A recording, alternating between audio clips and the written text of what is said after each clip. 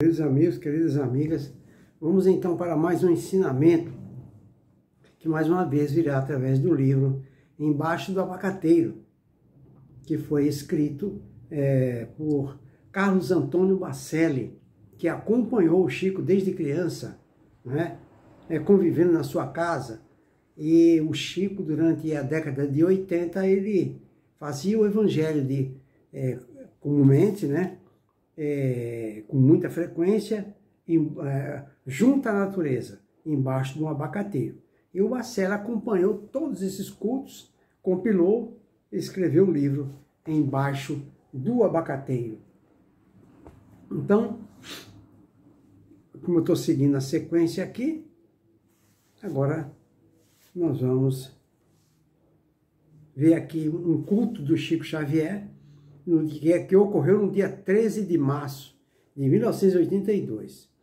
Então o Bacelli começa nos dizendo: havia muita gente na reunião do dia 13 de março do ano passado. Vários ônibus e carros promoviam grande movimentação nas ruas estreitas e esburacadas da pequena vila. O Chico abre o Evangelho e escolhe uma lição do capítulo 5, item 12, motivos da resignação. Quais são os motivos de nossa resignação? Muito bem. Após a prece inicial, Márcia é convidada a proceder aos comentários a seguir. E Dona Maria Eunice de Souza Meireles Luquezzi, amiga de Chico já há mais de 30 anos, oferta-nos a sua palavra na interpretação desse texto que foi aberto ao acaso. Os motivos da resignação, não é? Muito bem. Muitos companheiros presentes comentam com brilhantismo o assunto. No entanto, vamos nos deter na palavra do confrade Djalvo, da cidade de Franca, o estado de São Paulo. O seu depoimento nos impressionou bastante, comovendo a todos os presentes. Foi em Pedro Leopoldo, isso aqui é ele dizendo, né? Foi em Pedro Leopoldo, em 1955, que o Chico me convidou a falar pela primeira vez. O tema era Bem-aventurados os aflitos. Há coisas de 2 meses em Franca, uma família amiga me solicitou que falasse no sepultamento do filho. Repeti então no velório as palavras de Lavoisier. Eu vou repetir essa parte. O Chico mentalizava Jesus e abriu o Evangelho ao acaso, como tradicionalmente nós fazemos e como tradicionalmente muitos centros sempre fizeram. Agora, com a elitização da doutrina espírita, estão mudando as coisas. Já não estão mais abrindo o livro ao acaso. Agora o pessoal está trabalhando com uma programação para o ano inteiro. Infelizmente é assim. Mas o Chico, ele abriu ao acaso e cada pessoa presente ali, escolhida a dedo, fazia o comentário. E finalmente, né, para finalizar, quem fazia o comentário era o Chico, né, ou seja, o Emmanuel, através do Chico.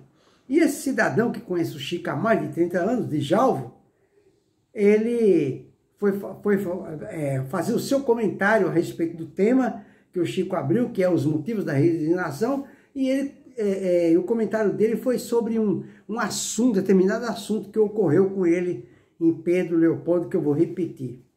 Então ele fala: foi em Pedro Leopoldo, em 1955, que o Chico me convidou a falar pela primeira vez. O tema, Bem-aventurados os aflitos. Naquela época o tema foi esse, Bem-aventurados os aflitos. Há coisas de 2 meses, em Franca, uma família amiga me solicitou que falasse no sepultamento do seu filho. Repeti então no velório as palavras de Lavoisier: na natureza nada se cria, nada se perde, tudo se transforma. Disse que nós, os espíritos, acreditamos nisto. Referi-me às aflições do mundo. Pois bem, na quinta-feira passada, dia 5 de março, né, fui levada a dar o mesmo testemunho.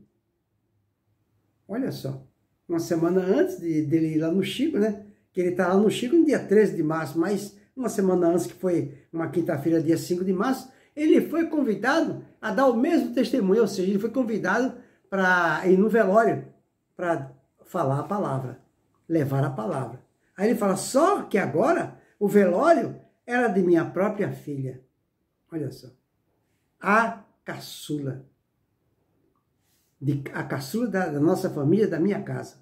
Com lágrimas nos olhos, embora repetir que a vida continua e que eu, como pai, estava ali diante do corpo de minha filha, mas que o espírito não perece. E terminei minha filha até amanhã. Olha que coisa interessante.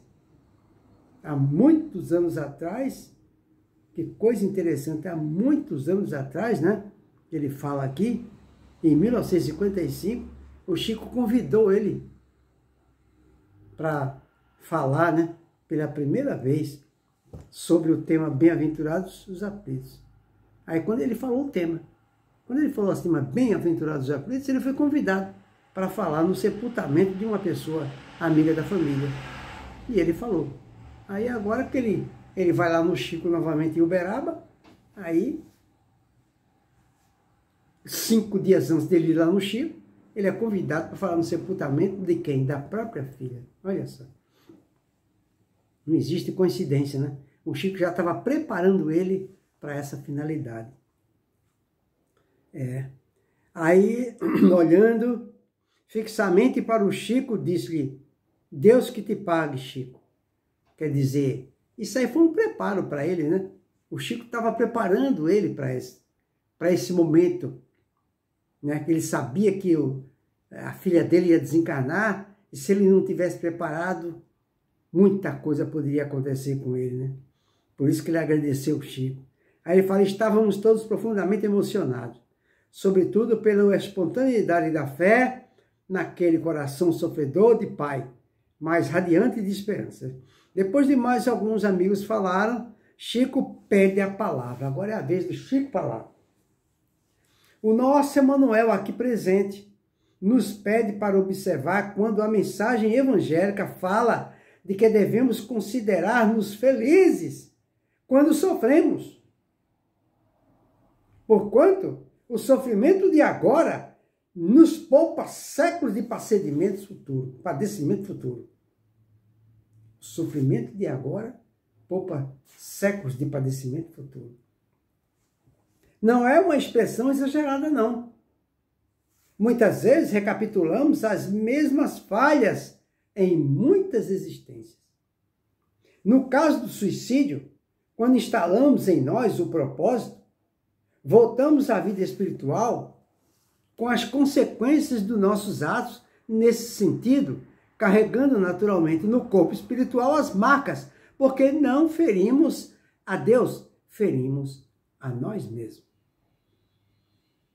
Passamos tempos no além, amparados, mas sentindo a necessidade de voltar à Terra e experimentar a mesma prova, a tentação de arrasarmos com o nosso corpo e com isso repetimos às vezes os mesmos gestos. Está vendo? A paciência, não é? O espírito de aceitação pode evitar-nos muitas dores na nossa vida. Porque adotarmos o espírito de rebeldia. Tem pessoas que não aceitam com facilidade, não se conforma com facilidade, aí vai sofrer. Vai sofrer, por isso que ele está falando aqui, ó. A paciência, o espírito de aceitação pode evitar-nos muitas dores, não é? Por que adotarmos o espírito de rebeldia? Porque Deus nos experimenta tanto. As dádivas de Deus são gratuitas. Não pagamos o aluguel da terra. Alguém paga o aluguel da terra? Pagamos o aluguel das casas em que moramos. Está vendo?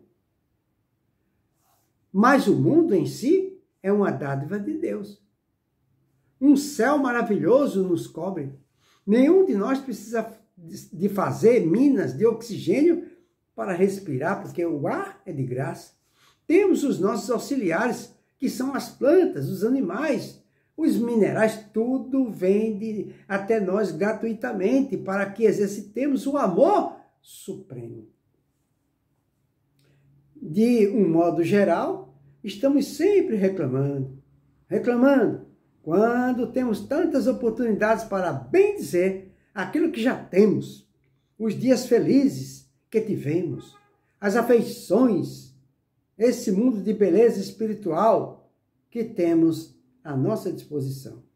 Precisamos tolerar mais um pouco, tolerar um tanto mais, compreender de algum modo mais um tanto e criar em torno de nós a simpatia de que precisamos para viver.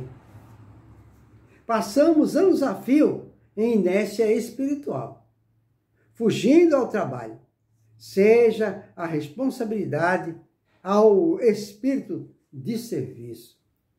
Vivemos como criaturas que se suicidam pouco a pouco, todo dia, um pequeno suicídiozinho. Olha só. Um ato de rebeldia já é um pequeno suicídiozinho. Uma reclamação indébita já é um pequeno suicídiozinho. Um ponto de vista infeliz, é o que todo mundo faz, já é um suicídiozinho. Atraímos vibrações negativas e operamos sobre nós esse suicídiozinho lento e indireto. Tá vendo? Todo gesto de amor recebe a gratidão daquele que é contemplado com essa bênção de proteção e carinho. As plantas agradecem, os animais agradecem, um cão abana a cauda. Carecemos de aumentar os nossos tesouros de fraternidade. Mas enveredamos pela aflição, não bem-aventurada, porque a pessoa pode estar aflita, mas não bem-aventurada. Precisamos ajudar-nos a nós mesmos, mas deixando essa história do eu ferido. Eu não tolero Beltrano, eu não tolero fulano, eu não posso, eu não aguento mais. A gente só reclama. Nós todos somos uns para os outros, a alcançar o coração daquele que estão ao nosso redor. Precisamos também colocar o nosso coração naquele ponto de compreensão, de paciência. Para sermos tolerados, precisamos tolerar. Dar algo de bom de nosso coração, nossas palavras, nossos pensamentos, estendendo a pessoa que está no estado de angústia e esperança. Tá vendo? Alguém é instrumento de nossa prova, mas nós também somos instrumento para alguém. Ele quer dizer o quê? Às vezes tem pessoas na nossa vida que nos aborrecem, mas às vezes a gente aborrecemos alguém. Seja no trânsito, seja no trabalho. Muito bem. Aquela pessoa é um problema para mim. Nós também somos um problema para aquela pessoa, porque tudo é recíproco. Nessa vida tudo é recíproco. Não podemos chegar à porta dos nossos inimigos e pedir perdão. Não é assim, porque estaremos humilhando a pessoa, colocando-nos na posição de bom. Devemos começar orando para que Deus nos dê humildade e paciência e aquela criatura nos veja por um ângulo diferente. Muitas pessoas, muitas de nossas doenças são unicamente produto dos nossos pensamentos desequilibrados. A violência se alastra pelo mundo, mas ela começa em cada um de nós. Após interpretar o pensamento de Emmanuel, Chico se posta de pé no atendimento à fila dos irmãos carentes, que não sabemos estar mais interessados no óbolo humilde ou a beijar aquelas mãos abençoadas. À noite, no Grupo Espírita da Peste, Chico recebeu uma mensagem de José Russo, companheiro das lutas doutrinárias na cidade de Franca, recentemente desencarnado, dando ao amigo de Jalvo notícias da filhinha querida, confortando-o com palavras de indescritível beleza. Ficou aí para nossa reflexão esse ensinamento fantástico, onde o Chico nos alerta, não é, para ficarmos precavidos com relação aos nossos pensamentos e elevar mais o nosso sentimento de gratidão para tudo que acontece conosco, principalmente nos momentos de tribulação e vicissitude. Que Jesus nos abençoe a todos.